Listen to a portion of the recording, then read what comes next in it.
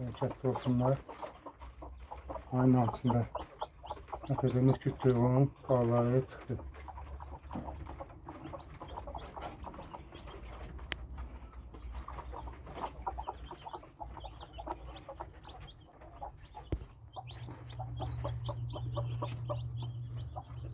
Yumurtanın sarısı serbest başlangıç yeri ve şerbetli söküm gelecek.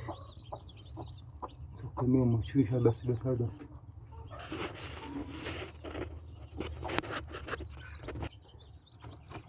...15 tane yumurta koymuştum.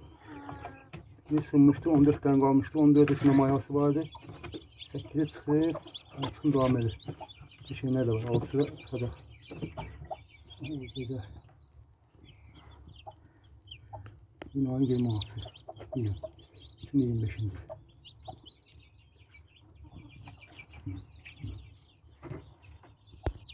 3 tane tüyümüz, kütüğümüz devam ediyor. Yatıblar devam edirlər.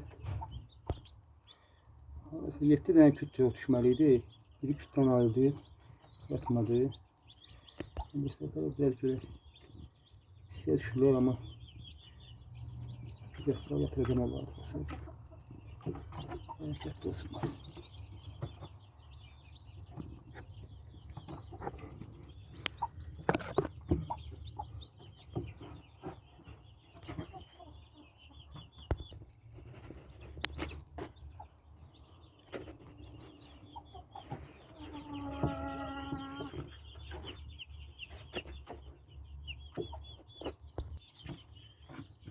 Yaş tele kuruyorlar.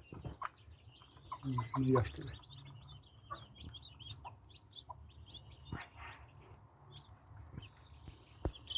Özüm yeşilen koydum ki ara çıkım tamam öyleydi yani ona göre yumurtanın çok üstten durmasın ki yeşilen biri koydum ki çıkım hamısını çıkarsın. Yemler su kabağında nasıl özü seviyet yumurta içinde balık varsa hamısını çıkartmamış durmayacak. Sonra yem suyu hamısı kabağında gördüğünüz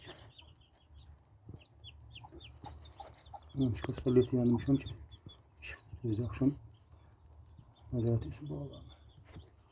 Bereketli olsunlar, hamın teserrufatına bereket getirsin. Bereketli olsun.